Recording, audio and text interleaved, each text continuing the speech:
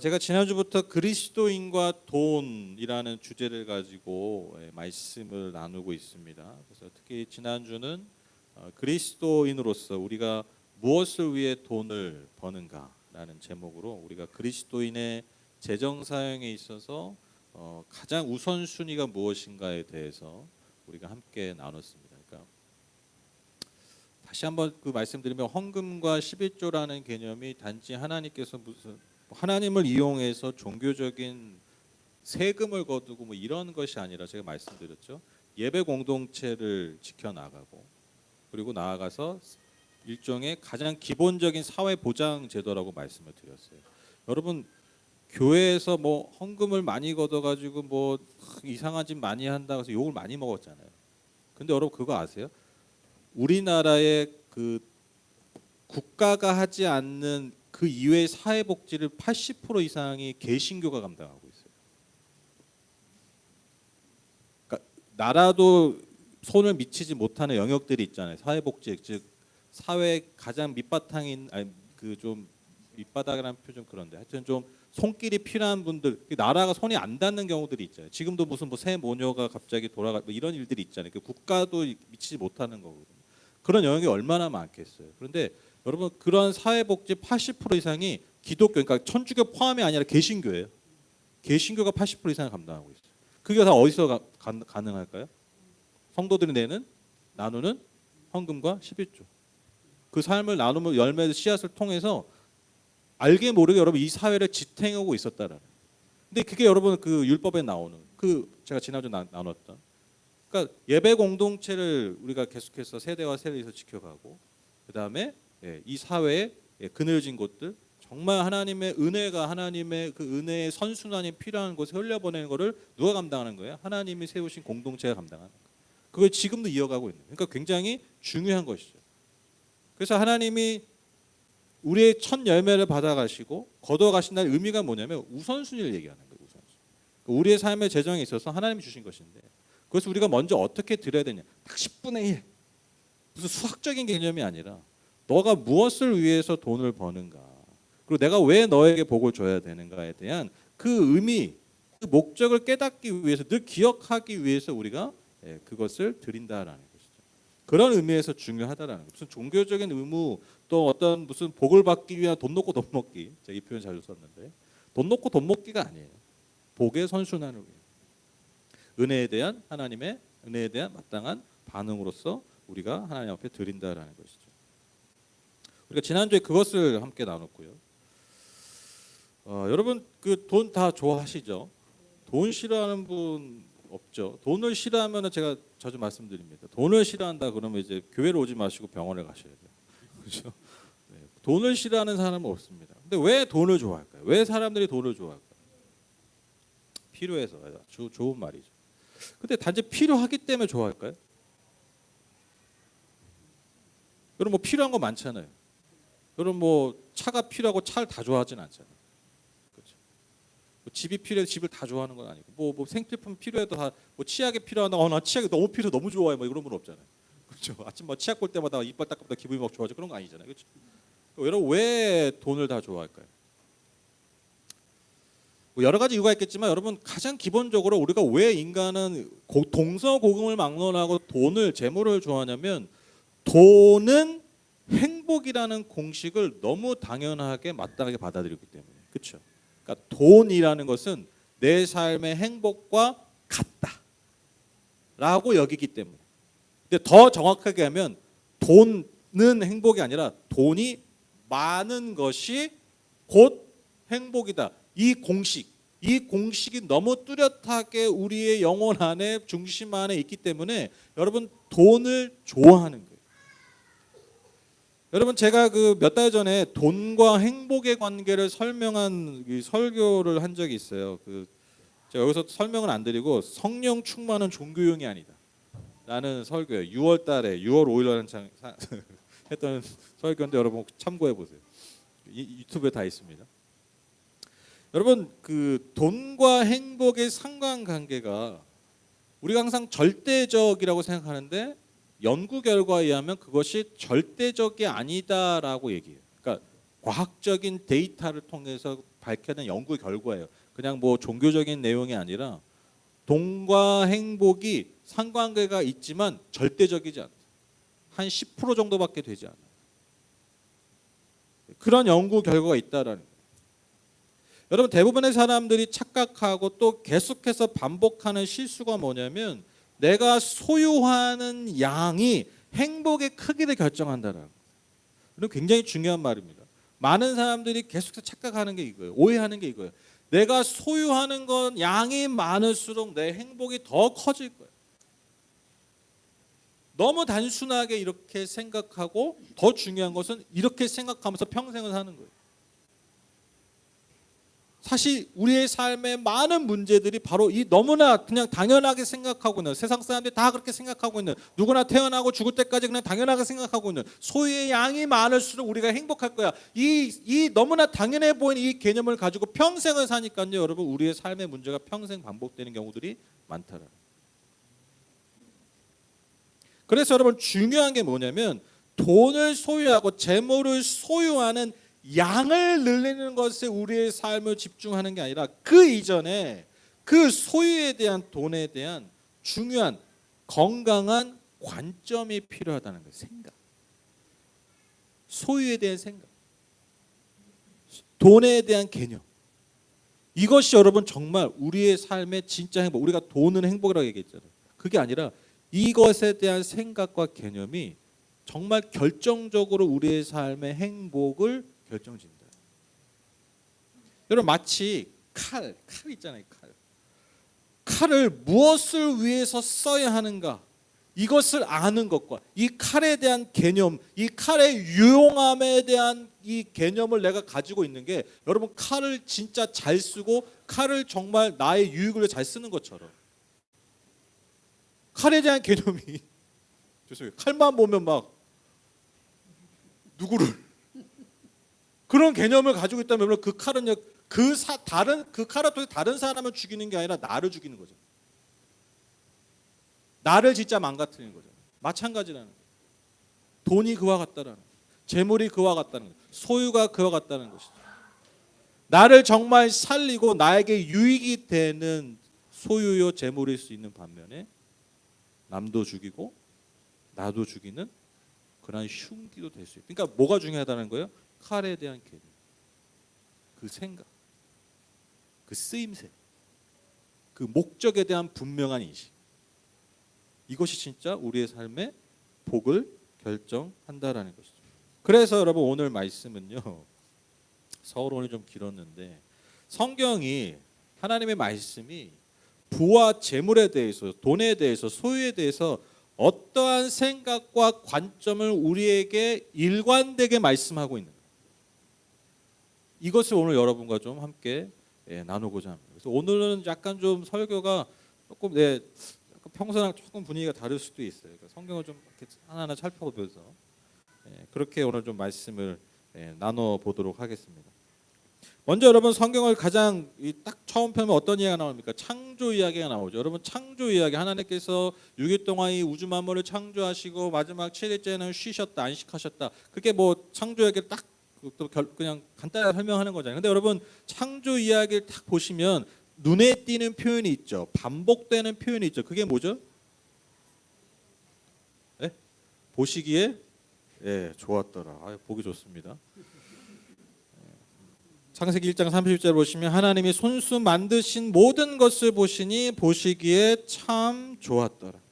그러니까 하나님께서 이 세상 우주 모든 만물, 그러니까 물리적인, 그러니까 물건 모든 것 다 만드신 거잖아요. 근데 그 모든 것을 보시면서 야, 돈은, 부는, 재물은 가까이 하면 안 돼, 그렇게 하시지 않았어요. 세상에 만드신 모든 부, 풍성한 것, 열매, 그걸 다 어떻게 보셨다는 거예요? 좋게, 아름답게 보셨다라는 것이죠. 하나님이 이 땅에 만드신 모든 것은요, 다 복이에요. 하나님 우리에게 주신 풍성함이에요. 그것을 우리가 가지고 또한 누리기를 하나님은 원하셨어요. 여러분, 그게 창조의 이유예요. 복을 우리에게 주시고 우리에게 다 누리라고 에덴 동산을 주신 거예요. 하나님도 보시기에 좋고 그것을 아담과 하와가 누리는 것도 보시기에 좋았어요. 근데 여러분 이게요 당시 고대 근동 그 성경에 쓰여서 그 고대 근동 사회 그 문화에 비하면 이 비교해서 보면요 상당히 이질적이에요. 왜냐하면 여러분 아시잖아요. 보통 우리가 옛날부터 그 뭔가 물질적 이런 건 좀 터부시하고 좀 그 악한 거 약간 그런 개념이 있잖아요. 특히 고대 근동에서 그 종교적인 개념이 뭐냐면 그 이방 민족들의 개념이 뭐냐면 이 땅에 있는 것들은요 악한 거예요. 좋지 않은 거예요. 심지어 인간도 왜 창조했냐면 그러니까 옛날 고대 신화들 다른 민족의 신화들을 보면 인간을 왜 만들었냐면 신들이 하기 귀찮은 일들, 신들이 하기 더러운 일들, 그런 하찮은 일들을 맡기기 위해서 인간을 지었다고 얘기해요. 근데 성경은 인간을 그렇게 지었다고 얘기 안 하죠. 뭐로 지었어요? 하나님의 형상으로.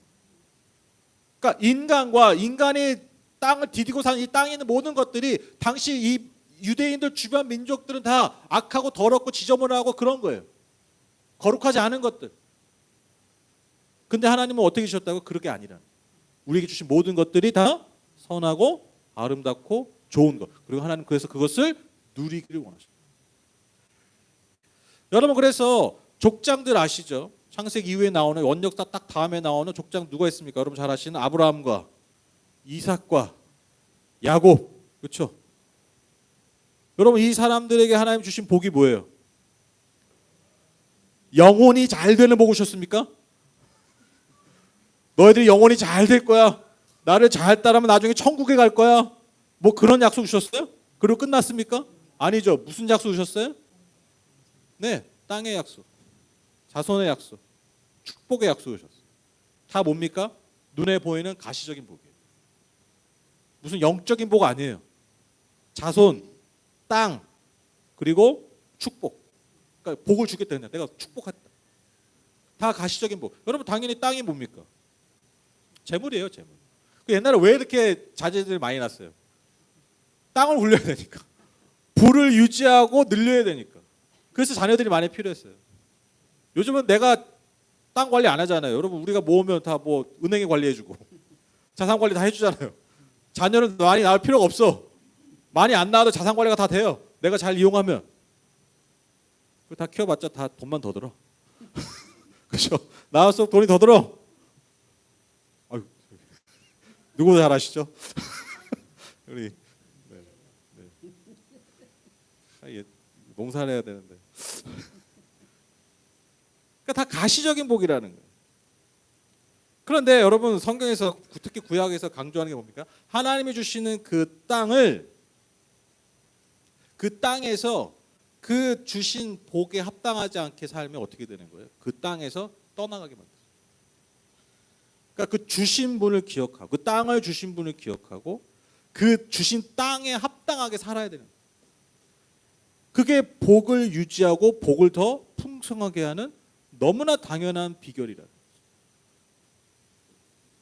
그래서 여러분 부에 대한 이 재물에 대한 이스라엘 고대 이스라엘의 가장 기본적인 개념이 뭐냐면 그 모든 재물과 부가 하나님께 속해 있는 것이고 하나님께서 우리에게 주신 거라는 거예요. 그리고 그것은 좋은 것이다. 당연한 거 아니에요? 하나님으로부터 왔는데 좋은 거예요, 나쁜 거예요? 당연히 좋은 거죠. 그래서 오늘 본문 말씀이죠. 땅을 아주 팔지는 못한다. 땅은 나의 것이다. 너희는 다만 나그네며 나에게 와서 사는 임시 거주자일 뿐이다. 하나님께서 우리에게 주신 것이고 또한 맡겨주신 거다.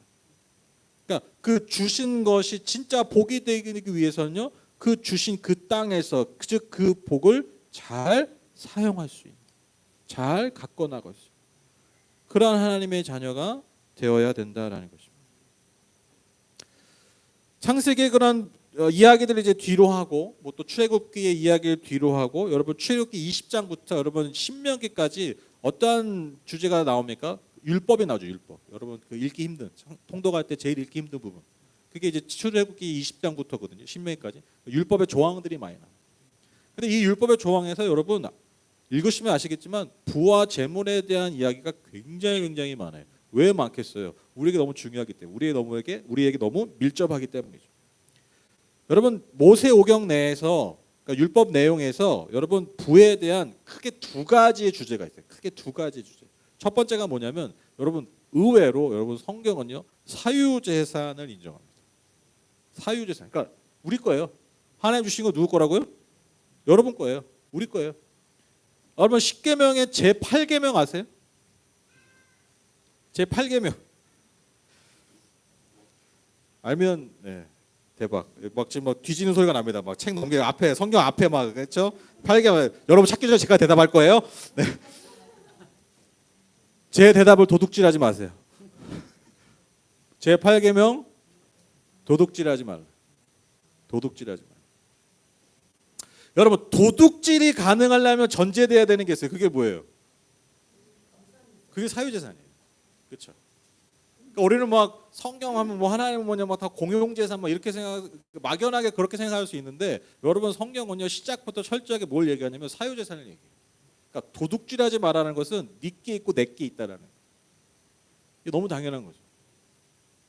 그래서 하나님은 지파에 따라서 재산을 분배해 주시고요.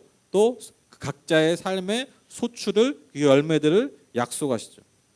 이게 여러분 율법에 나오는 가장 기본적인 돈에 대한 개념이고 두 번째가 뭐냐면 여러분 성경은요 특히 율법은요 개인의 재산을 이기심으로 끊임없이 늘려나가고 사용하는 것을 금지합니다.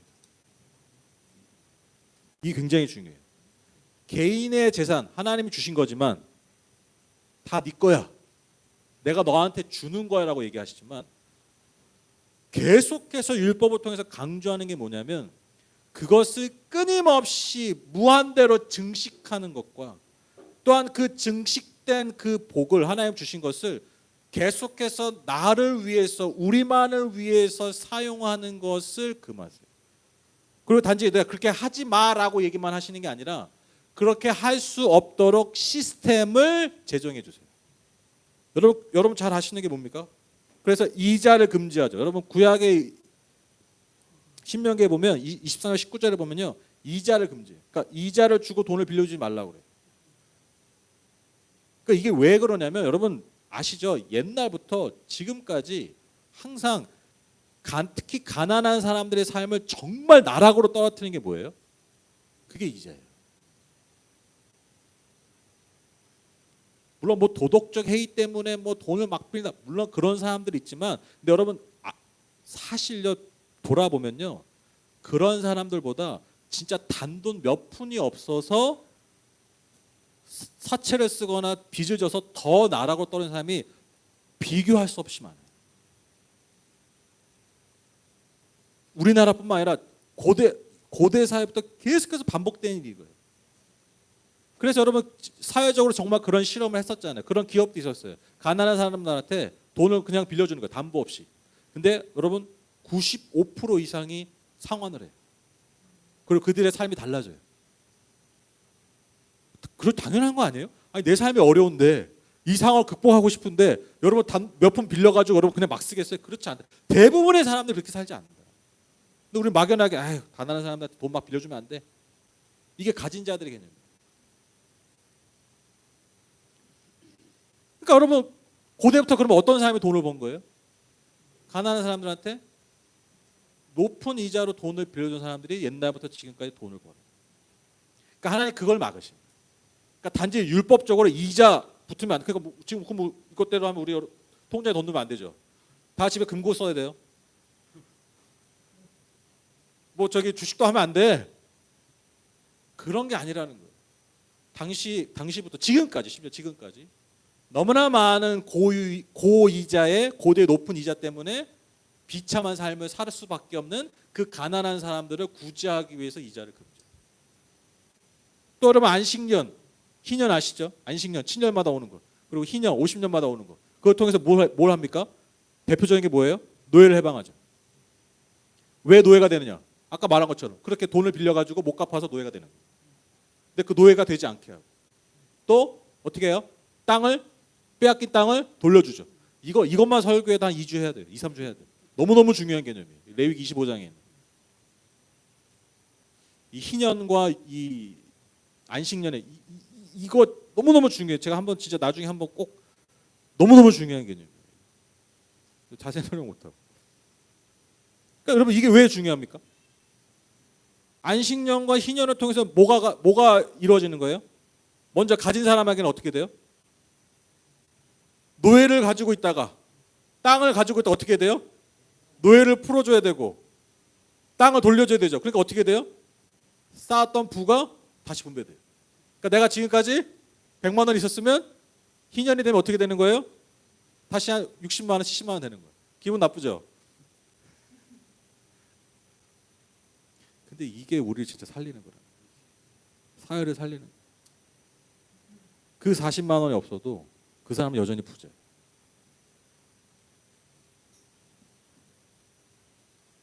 그러니까 부가 무한대로 축적되지 않게 막는 거예요.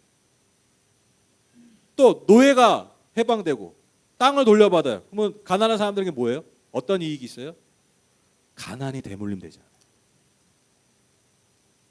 놀라운 일 아닙니까? 노예가 대물림 되지 않아요. 가난이 되물림 돼. 다시 일어설 수 있는, 다시 삶을 일으킬 수 있는 희망이 늘 있었다라는 거예요.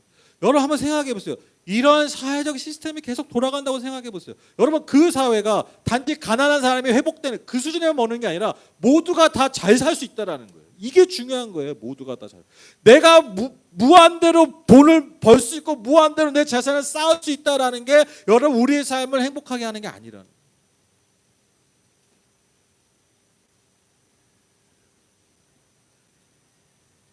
놀라운 제도라는 거예요. 놀라. 이거 어느 시대에도 없었다. 그러니까 하나님 이것을 우리에게 원하셨다라는. 그래서 뭐 세금도 있고 뭐 11조 예물 다 마찬가지. 제가 11조 지난주에 말씀드렸죠. 다 그것과 관련된 거예요. 복의 선순환. 가진 것들을 끊임없이 쌓는 게 아니라 가난하고 소외된 이들에게 계속 나누는 거예요. 그 사회가 잘 안전하게 옳게 돌아갈 수 있도록. 또 뭐 아주 뭐 소소한 것도 있죠. 그래서 뭐 여러분 이삭을 주울 권리 아시죠? 이삭 줍기. 그러니까 이렇게 추수할 때 나달이 떨어지잖아요. 그렇지 하나님이 참 너무 디테일하시죠. 그렇죠? 너무 세심하셔. 율법에 그렇게 나와요. 야, 니들 추수할 때 나달 떨어지잖아. 그것까지 거두가지 마. 그거는 가난한 자들이 가져가게. 여기에 수지 맞은 사람이 있죠. 그게 룻 아닙니까? 룻 아시죠? 룻. 그 이삭 줍다가 보아스를 만나가지고 인생이 역전하는. 그게 이삭 줍기예요. 그게 율법이 있는. 또 이방인들, 나그네들을 박대하지 말아라. 이처럼 여러분 율법은요 하나님의 백성들이 경제 활동을 통해서 생산하는 것들을 누리길 원하시고 소유하게 원하시지만 그것을 또한 잘 분배하길 원하셨어요. 잘 사용하게. 왜냐? 그것이 모두를 다 잘 살게 하는. 그래서 여러분 이 하나님이 제정하신 이 율법이 하나님 주신 우리에게 주신 그 말씀의 율법이 그 하나님의 마음이 여러분 이스라엘 역사를 통해 잘 이루어졌습니까? 이루어지지 않았습니까? 완전히 실패하죠. 그 실패하고 있는 이스라엘 백성들에게 하나님 보내신 사람들이 있어요. 그게 누구죠?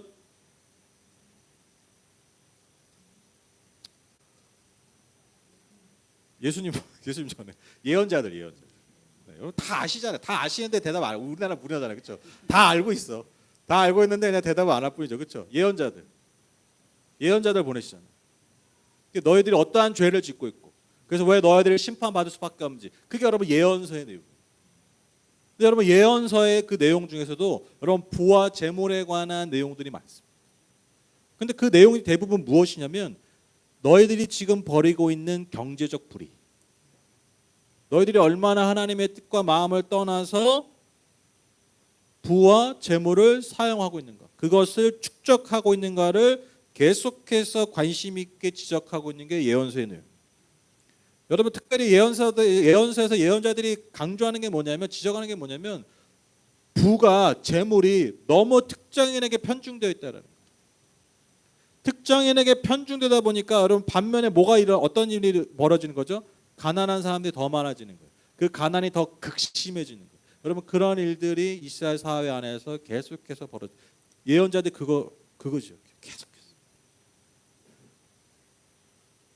그래서 가난한 자들을 억압하는 부자들 때문에, 아까 제가 예를 들었던 이자를 통해서 더 갈취하는 그런 사람들 때문에 가난한 자들의 가난이 더 가중돼 버렸어요. 하나님의 마음은 가난이 있어도 그 가난이 해결되어지고 그 가볍게 해주시는 것에 하나님 늘 관심이 있었는데, 하나님의 백성이라는 자들이 어떻게 했다고요? 지도자들, 특별히 지도자라는 사람들이 어떻게 했다고요? 가난한 자들의 가난을 더 가중시켜 버렸어요. 그러니까 심판당할 수밖에 없는. 대다수의 백성들은요 겨우 목숨을 부지할 정도로, 여러분 옛날에 얼마나 가난하셨어요, 그렇죠? 뭐 보릿고기 너무 당연한 것들이었잖아요, 그렇죠? 끼니 해결하는 게 인생의 목표였잖아요. 먹고 사는 게 인생의 문제였잖아요. 우리가 비단 몇십 년 전만 해도 그런 삶을 살았는데, 여러분 고대 이스라엘에서 대부분의 사람들이 어떻게 살았겠습니까? 겨우 먹고 사는 거예요, 대부분의 백성들이. 그런데 그러한 사람들의 목숨줄을 쥐어가면서 더 쥐어짜듯이, 마치 기름을 짜듯이 지도자들이, 부자들이 그렇게 이스라엘 백성들을 학대했다는. 그래서 하나님은 특별히 이사야를 통해서 이렇게 말씀하시죠. 하나님이 기쁘시게 받으시는 예배는 너희들이 종교적 행위를 잘하고 열심히 하고 많이 하는 게 중요한 게 아니라 너희들의 삶을 통해서 가난한 자들을 돌보고 그들을 보살피는 일임을 말씀하고 계세요. 이사야 15장, 여러분 이사야 1장, 여러분 좀 이렇게 이렇게 삶이 좀 내가 삶이 무료하고 좀 약간 자극이 필요해. 여러분 그럴 때 이사야 1장을 보세요. 정신이 바짝 납니다. 제가 너무 시간이 좀 많이 걸릴 것 같아서 제가 앞본문은 그 15절 앞절에는 제가 인용을 안 했는데, 여러분 이렇게 좀 인생이 좀 무료하다, 내한테 자극이 필요하다, 그러면 여러분 이사야 1장을 보세요. 정신이 번쩍 듭니다. 정신이 번쩍 든 상태에서 여러분 15절부터 읽을게요. 너희가 팔을 벌리고 기도한다 하더라도 나는 거들떠보지도 않겠다. 너희가 아무리 많이 기도를 한다 해도 나는 듣지 않겠다. 너희의 손에는 피가 가득하다. 이 피가 누구의 피예요? 가난한 자들의 피. 너희는 씻어라, 스스로 정결하게 하라. 내가 보는 앞에서 너희 악한 행실을 버려라. 악한 일을 그치고 옳은 일을 하는 것을 배워라. 정의를 찾아라. 억압받는 사람을 도와주어라. 고아의 송사를 변호하여 주고 과부의 송사를 변론하여 주어라. 정의가 뭡니까? 무슨 뭐 법적 좋은 그런 게 아니죠. 여기서 말하는 정의가 뭡니까? 여러분 정의의 사도는 늘 누구를 위해 삽니까? 가난한 자들, 소외되는 자들 살잖아요. 그러니까 무너진 그 하나님의 제정하신 시스템, 가난한 자들 돌보고 부가 편중되지 않고 가난한 자들 다시 기회를 얻는, 그게 정의예요. 그게 성경이 말하는 정의예요. 무슨 빨간띠 두르고 막 이렇게 데모하는 게 정의가 아니라, 우리가 생각하는 그런 정의가 아니라, 성경이 말하는 정의는 너무너무 간단하고 명확해요.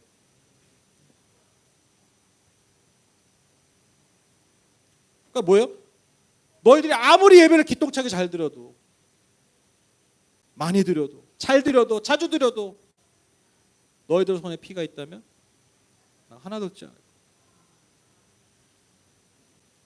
왜 하나님이 자신을 고아와 과부의 하나님이라고 말씀하는지 아시겠죠? 그러니까 그거예요. 내 자녀가 고아와 과부인데, 그러니까 내 자녀가 노영민 노소한데, 여러분들이 여기 있는 애들 다 잘해주는데 우리 애들한테만 못 살게 둔 거야.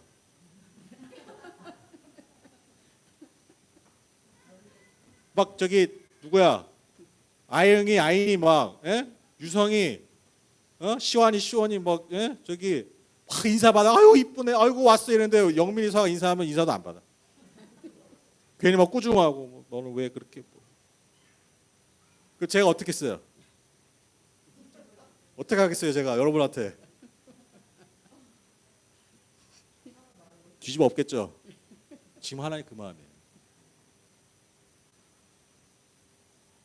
이사야 1장 말씀이 그 말씀이에요. 내 자녀, 내가 그들의 아버지.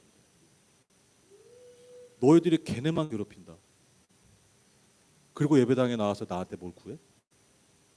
나한테 잘해달라고? 그 얘기 하시는 거예요. 지금. 기가 막힌 말. 정신이 번쩍 드시죠? 인생이 무료할 때, 자극이 필요할 때, 여러분 이사야 1장을 읽으세요. 저도 진짜 성경 읽다가 이사야 1장을 읽으면 이렇게 좀 자세가 이렇게 좀 그렇게 돼요, 진짜. 제 삶을 다시 반추해요. 그래서 여러분 가난은요, 그러니까 가난이 팽배하고 가난이 많이 있다라는 건요 뭐냐면 무슨 의미냐면 가난한 사람이 많구나가 아니라 경제가 어렵거나 이게 아니라 불의함이 많아졌다. 정의가 무너졌다. 근데 지금 이 신자유주의 시대라고 그러잖아요. 지금 현재. 이게 특징이 뭡니까? 여러분 많이 들어보셨죠? 뉴스나 이런 데서. 양극화가 심해졌다. 그렇죠? 양극화. 그러니까 부를 가진 사람은 굉장히 더 많이 갔는데, 그러니까 돈 있는 사람은 더 많이 걷죠. 그렇죠? 근데 없는 사람은 더 없어요. 진짜 그런다니까요. 여러분 돈 원래 많은 사람들은요. 지금 뭐 예를 들면 지금 주식 막 떨어지잖아요. 주가 막 떨어지잖아요. 이때 사요. 왜? 싸졌으니까. 근데 난 살 돈이 있어. 그거 내가 주식을 사도 난 돈이 있어. 먹고 살 돈이 있어. 그러니까 떨어져 돈 사. 주식을 사요. 뭐 오르죠. 팔아. 막 오르네. 그럼 누가 주식 사요? 없는 사람들이 사. 왜? 야 얘도 주식 산대. 나도 주식 산대. 야 빚내서. 그쵸? 빚내서. 다 사니까 어떻게 돼?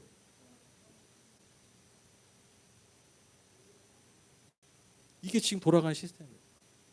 그래서 이럴 때 여러분 진짜 돈 있는 사람들, 어중간하게 돈 있는 사람들 말고 진짜 돈 있는 사람은요. 이럴 때 좋아해요. 왜? 손 안 대고 코 풀 때거든. 그러니까 이게 꼭 악이다라고 저는 얘기하고 싶진 않은데, 그러니까 문제가 뭐냐면 지금 우리가 살고 있는 이 시스템 자체가 양극화가 될 수밖에 없는 시스템이에요. 있는 사람은 더 있고 없는 사람은 계속 없을 수밖에. 그러니까 말씀드렸죠. 가난이 많을수록 어떤 증거라고요? 하나님이 원하시는 정의가 아닌 불의함이 더 가득해질 거예요. 그 가시적 눈에 보이는 증거예요. 마지막으로 이제 지혜서, 여러분 지혜서 떠오르는 잠언, 욥기도 여러분 지혜서입니다. 욥기도 지혜서예요. 뭐 전도서도 지혜서죠. 그래서 지혜서에 나온 부에 대한 개념을 간단하게 설명하면, 여러분 하나님을 경외, 즉 야훼를 경외하는 사람, 그 경외의 결과가 부와 재물이에요. 하나님이 하나님을 경외하는 자들에게 부와 재물을 약속하세요.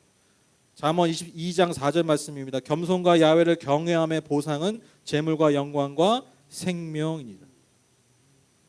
또한 여러분 지혜서는요, 부지런한 자, 즉 성실한 자가 부를 획득한다라고 말씀하세요. 그러니까 결론이 뭡니까? 그러니까 부는 하나님 주신 거라는 거예요. 부는 하나님 주신 복이라는 거예요. 내가 부를, 그러니까 이 개념이 중요. 그러니까 여러분 이 말씀이 왜 중요하냐면, 내가 하나님을 잘 믿으면 내가 부자가 되는구나, 이게 아니라, 이게 포인트가 아니라, 내가 소유하고 있는 이 부가 하나님이 주신 복이구나, 이 개념이 중요하다라는 거예요. 이거 잘못 적용하면 열심히 교회 다니면 돈도 안 벌어, 막 일도 안 해. 내가 하나님을 경외해, 하나님을 두려워함으로 일도 안 해. 오직 예배만 드리고 그러면 날 부자를 만들어 줄 거야. 이게 아니라는 거예요. 내가 수고하고 했던 모든 거둔 재물들이 다 하나님이 주신 복이라는 거예요. 물론 내가 수고하죠. 물론 내가 노력하죠.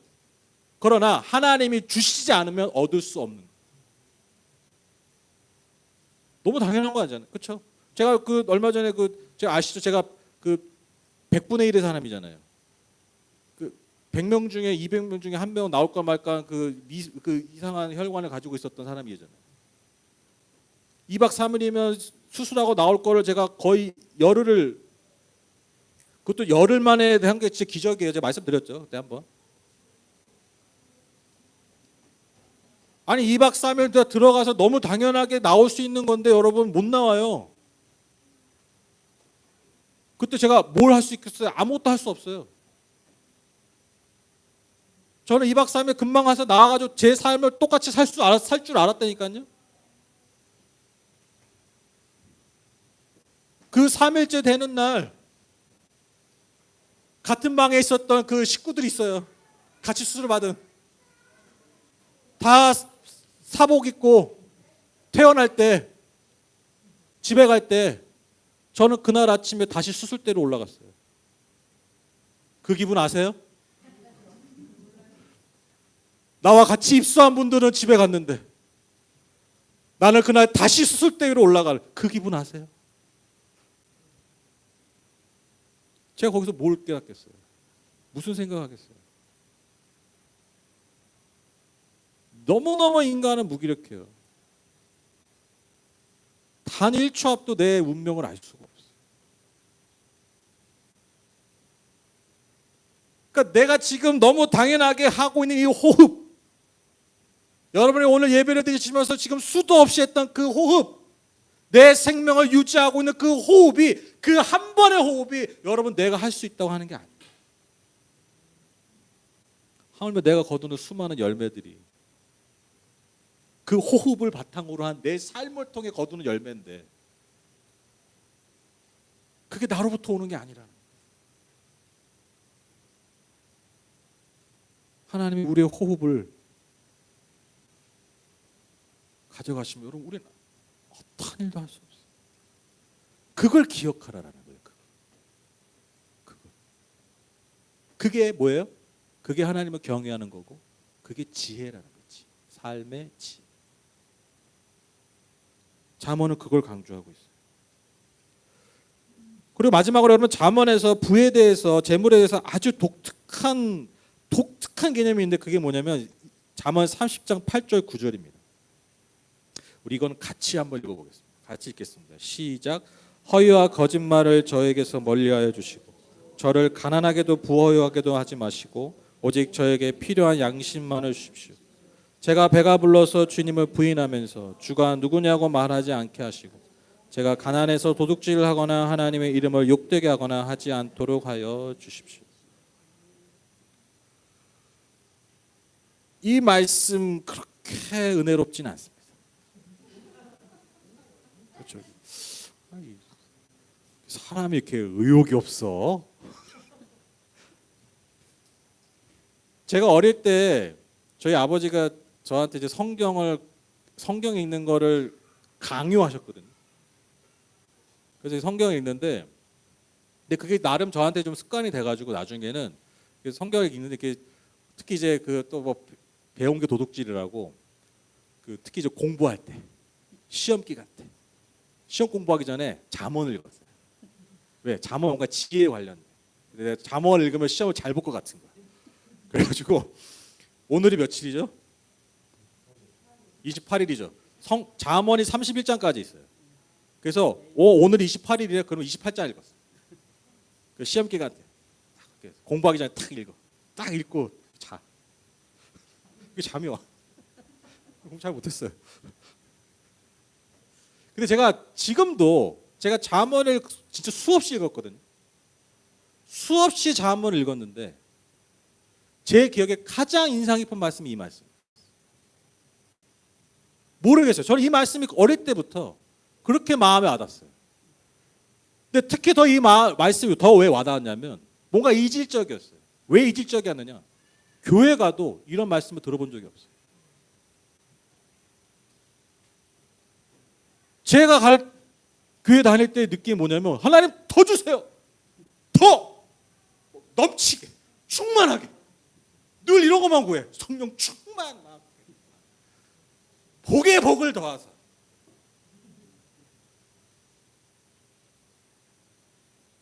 그러니까 여러분 이 말씀을 묵상하고 이 말씀대로 사는 건 뭔가 주류에서 벗어난 느낌이었어요. 이게 신앙이 맞나? 하나님께 더 구해야 되는 거 아닌가? 근데 여러분 잘 보세요. 이 말씀이 강조하는 게 뭡니까? 하나님 그냥 되는 대로 주세요. 이게 아니잖아요. 하나님이 내게 주신 그 재물, 그 소유가 어디로부터 온 것임을 기억하고 그 주신 부를 통해서 주님 앞에 범죄하지 않게 해주십시오. 이 마음의 중심이 있는 거죠. 이게 중요한 거예요. 되는 대로 주세요. 뭐 알아서 주시겠죠. 이게 아니에요. 하나님이 내게 주신 그 부를 통해서 주신 분을 잊어버리고 범죄하지 않게 해주십시오. 기가 막힌 말 아닙니까?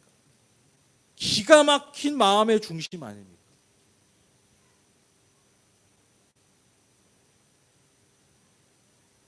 여러분 이 마음의 중심이 어느 시대보다 지금 우리에게 필요한 것이 아니에요. 여러분 오늘 나눈 말씀을 제가 이제 지금까지 말씀을 요약하면 정리하면 여러분 구약 성경은 뭐 신약은 또 좀 있어요. 신약도 있는데 뭐 신약은 뭐 별로 은혜 안 돼요. 그냥 다 주를 위해 써야 이거야 거의. 다 주를 위해 써서 주님의 나라 위해 써. 거의 이거예요. 그러니까 거의 다 같은데 제일 강조하는 게 뭐냐면 주님 나라 위해 써라 이거예요. 불을 뭐 약속하고 뭐 이런 거 없어. 이미 주신 거 잘 써라 이거예요. 이거밖에 없어. 구약이 굉장히 좀 디테일하죠. 지금까지 그 내용 공통적인 게 뭐냐면 구약 성서, 뭐 모세오경, 예언서, 지혜서 이 모든 성경이 구약 성경에 나온 이 부에 대한 재물에 대한 언급을 요약하면 뭐냐면 첫 번째가 뭐냐 이게 가장 중요해요. 모든 부의 근원은 하나님이다. 하나님으로부터 오는 것이다. 그것을 기억해요. 그렇기 때문에 부는요 좋은 거예요. 좋은 겁니다. 여러분 꼭 기억하세요. 돈은요 좋은 거예요. 성경도 그것을 지지하고 있어요. 왜?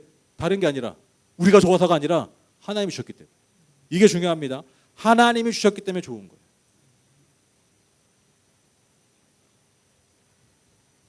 그래서 부 자체는 선한 것이고 부 자체는 하나님이 우리에게 주신 축복이라는 거예요. 그래서 더 중요한 거죠. 그래서 중요한 게 뭐냐면 주신 분을 망각하면 안 된다는.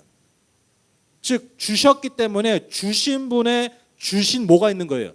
이유와 목적이 있어요. 이게 하나님으로부터 온 것임을 잊어버리면 어떤 일이 당연히 벌어집니까? 내 마음과 내 만족과 내 감각을 충족시키기 위해서만 쓰겠죠. 하나님 이것을 분명하게 금하세요. 그러니까 내 돈 내가 쓰는데 뭐 어때? 이게 모든 복이 하나님 주신 복이 어긋나는 가장 출발 그 지점이 이거예요. 내가 본 거 나한테 있는 거 내 지갑에 있는 거 내가 마음대로 쓰면 어때? 이게 부가 어디로부터 오는지 잊어버렸기 때문에. 하나님은 성경 그것을 경계하고 있다는 거예요. 그래서 부 자체 그 부의 근원이신 하나님을 망각한 채 부에 대한 부를 소유하는 것에 대해서만 삶을 집중한다면 그것만을 추구한다면 그것은 헛된 삶이다. 그것은 죄악된 삶이고 반드시 심판을 받아요. 여러분 이게 성경이 강조하는 거예요. 그러니까 결국 그 출발이 뭐라고요? 주신 분을 잊어버려요. 그 근원을 잊어버리는 거죠.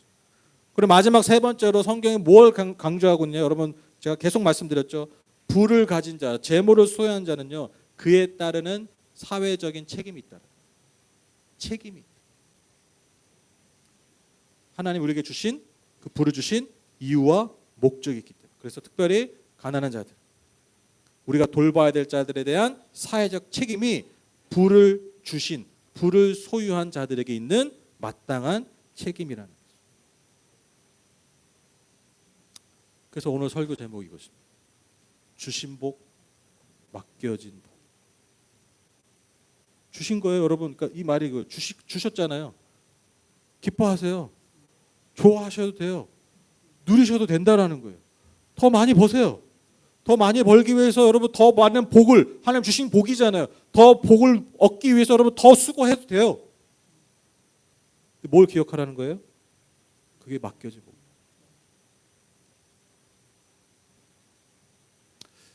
제가 제 아들한테 제 명의로 된 체크카드를 주거든요. 여러분 체크카드 아시죠? 그냥 바로바로 통장에서 나가는 거.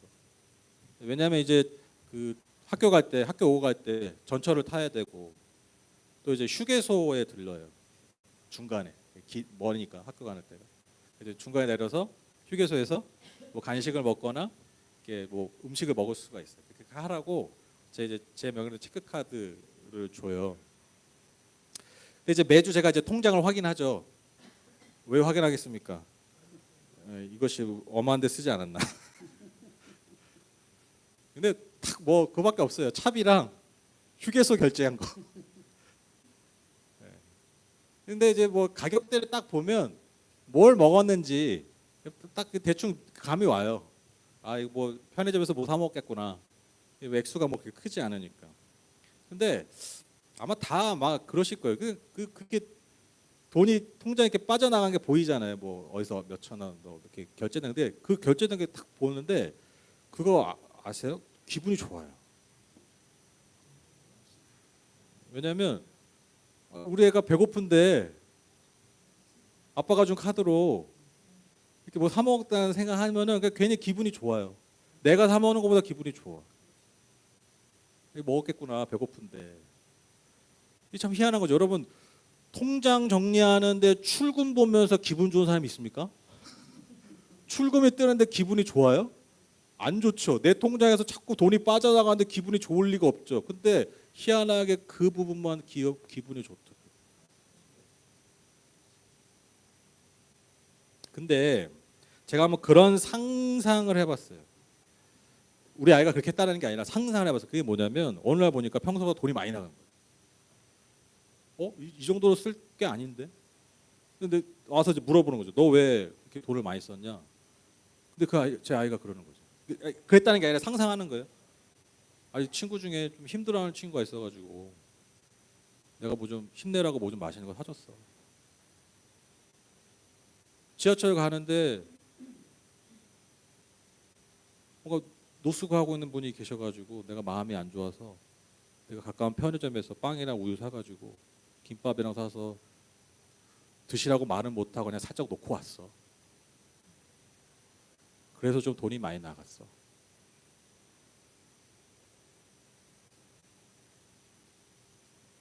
비교할 수 없이 더 기분이 좋을 것 같아. 내 통장에서 나간 돈이죠. 제가 우리 아이한테 맡긴 거잖아요. 그 카드를. 다 내 거예요. 제 거 아니에요. 지 것처럼 쓰지만 지 지갑에서 빼서 쓰지만 사실 다 제 돈이지. 다 제 돈이에요.